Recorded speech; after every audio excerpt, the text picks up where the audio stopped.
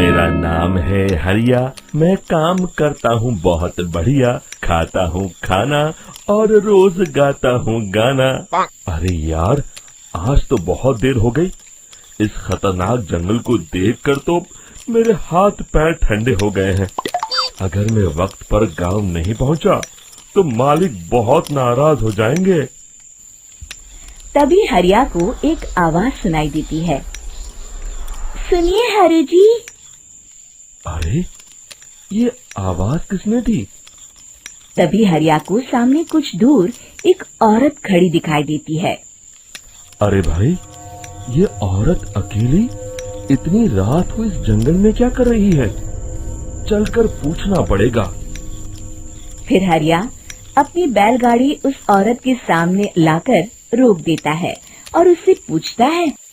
अरे सुनिए, आप इतनी रात को इस खतरनाक जंगल में अकेली क्या कर रही हैं?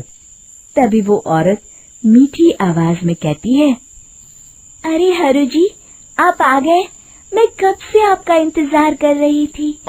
वैसे तो यहाँ से काफी लोग गुजर चुके हैं, लेकिन मैं खास आपका इंतजार कर रही थी। अच्छा, तुम सच कह रही हो? मुझे तो यकीन नहीं हो रहा है। वो क्या है ना, आज तक किसी ने मुझसे इतने प्यार से बात नहीं की। हाँ हाँ हरु जी, मैं सच कह रही हूँ।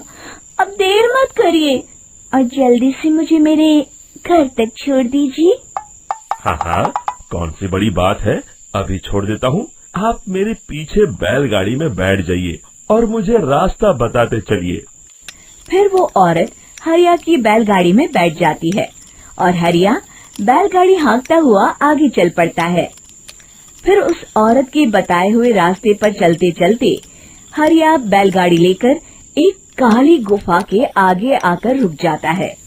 हरिया उस औरत से पूछता है, हाँ देवी जी, आपका घर कहाँ है? यहाँ तो एक गुफा के अलावा और कुछ नहीं है। तभी अचानक वो औरत हवा में उड़ने लगती है। देखते ही देखते उसका सुंदर रूप एक डरावनी चुड़ैल में बदल जाता है और वो जोर जोर से हंसती है। अरे तू तो एक नंबर का बेवकूफ निकला। तू तो बड़ी आसानी से मेरी बातों में आ गया। अरे मर गया रे, ये तो एक चुड़ैल है। हे भगवान बचा ले, ये तो बड़ी डरावनी दिखाई दे रही है। और फिर अगले ही पल हरिया की बैलगाड़ी में रखा सारा सामान हवा में उड़ता हुआ उस काली गुफा के अंदर चला जाता है और वो चुड़ैल भी उस गुफा के अंदर जाकर कहीं गायब हो जाती है। हरिया ये नजारा देख बुरी तरह घबरा और परेशान हो जाता है। अरे, ये चुड़ैल तो मेरा सारा सामान लेकर गुफा में गायब हो गई। अब क्या होगा? अगर मैं गांव खाली हाथ गया तो मालिक मेरी अच्छी खबर लेंगे। मेरी इस बात का कोई यकीन भी नहीं करेगा। फिर आखिर वही हुआ। हरिया के मालिक चंपक सेठ को हरिया की किसी भी बात पर रत्ती भर भी यकीन नहीं हुआ। चंपक सेठ को लगा हरिया झूठ बोल रहा है और उसने ही लालच में आकर सारा सामान हड़प कर लिया है। फिर हरिया को बेईमान समझकर चंपक सेठ उसे काम से निकाल देता है। अगले दिन अपनी दुकान में परेशान बैठा चंपक सेठ गुस्से में बड़बड़ाता है। अरे, दुकान में तो सामान बिल्कुल भी नहीं है। अब मुझे ही शहर जाकर सामान लाना होगा। फिर वो अपनी बैलगाड़ी लेकर शहर चला जाता है। शहर से सामान लेकर जब चंपक सेठ वापस गांव लौट रहा होता है, तभी उसे एक आवाज सुनाई देती है। चंपक जी, ओ चंपक जी। अरे, ये तो कोई मेरा नाम लेकर मुझे पुकार रहा है। फिर उस रास्ते में वही औरत खड़ी दिखाई देती है। फिर क्या था, हरिया की तरह चंपक सेठ भी उस औरत के पास अपनी बैलगाड़ी लेकर जाता है और वो भी उसकी चिकनी चुपड़ी बातों के मुंह जाल में फंस जाता है। फिर चुड़ैल उसे भी अपनी गुफा तक ले जाती है और उसका सारा सामान लेकर गुफा में गायब हो जाती है। बेचारा चंपक सेठ लाचार होकर खाली हाथ गांव लौट आता है। फिर ये उस जंगल में रोज की बात हो जाती है। जो कोई भी शहर से कुछ लेकर गांव की तरफ लौटता, वो चुड़ैल उसे बेवकूफ बनाकर उसका सारा सामान लेकर गुफा में गायब हो जाती। एक दिन हरिया एक लकड़हारे को उसी जंगल की तरफ जाते हुए देखता है। फिर हरिया उसे रोकते हुए कहता है, अरे भाई, क्यों अपनी मौत को दावत दे रहे हो? मेरी बात मानो, आगे जंगल में मत जाओ, वहाँ एक बड़ी भयानक चुड़ैल रहती है। लकड़हारा हरिया की बातों को नजरअंदाज करते हुए कहता है, अरे भाई, मुझे पहले ही बहुत देर हो चुकी है, मुझे जाने दो भाई।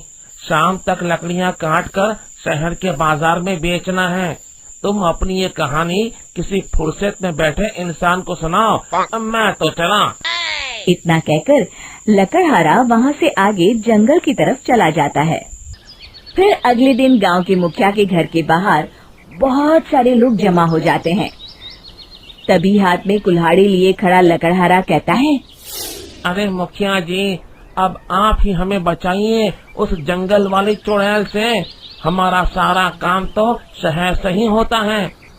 अरे मुखिया जी, उस चुड़ैल की वजह से तो मैं पूरी तरह बर्बाद हो गया हूँ। हम सबको मिलकर उस चुड़ैल का कोई इलाज करना पड़ेगा। तभी भीड़ में खड़ा वीरा कहता है, आप लोग चिंता मत करिए, कल से वो चुड़ैल किसी को नहीं लूट पाएगी। मेरे पास एक बहुत अच्छी तरकीब है। तभी चंपक सेठ उसका मजाक उड़ाते हुए कहता है, अरे तेरा नाम वीरा है तो क्या हुआ? तूने अभी उस चुड़ैल को देखा नहीं है? जाकर अपना काम कर, बड़ा आया। तब मुखिया जी कहते हैं, नहीं नहीं चंपक सेठ, मुझे लगता है हमें इस लड़के को एक मौका देना चाहिए। फिर सभी गांव वाले मुखिया जी की बातों से सहमत हो जाते हैं और वीरा शाम को एक बैलगाड़ी में कुछ सामान लादकर उस जंगल की ओर चल देता है। वीरा, ओ वीरा, कहाँ जा रहा है? तभी वीरा मुड़ के देखता है, वही चुड़ैल एक औरत के रूप में खड़ी है। अरे बहन जी, मैं आपको ही ढूंढ रहा था। देखिए, मैं आपके लिए क्या लाया हूँ। हैं? अरे वाह, तो खुद मेरे लिए इतना सामान लाया है। तू ही अकेला गांव में समझदार है। जरा देखो, मैं भी खोल के, बड़े भूख लगी है। जैसे ही चुड़ैल उस सामान पर से कपड़ा हटाती है, एक भगवान शिव की तेज रोशनी उसके अंदर मूर्ति से निकलती है और चुड़ैल अपने असली रूप में आकर जलने लगती है। अरे मैं जल रही हूँ, बचाओ! बचाओ! ओम नमः शिवाय, मर गई मैं! देखते ही देखते वो चुड़ैल राख के साथ उड़ जाती है और सभी गांव वाले भी वहां आ जाते हैं। शिक्षा बुराई पे सदा अच्छाई की ही जीत होती है।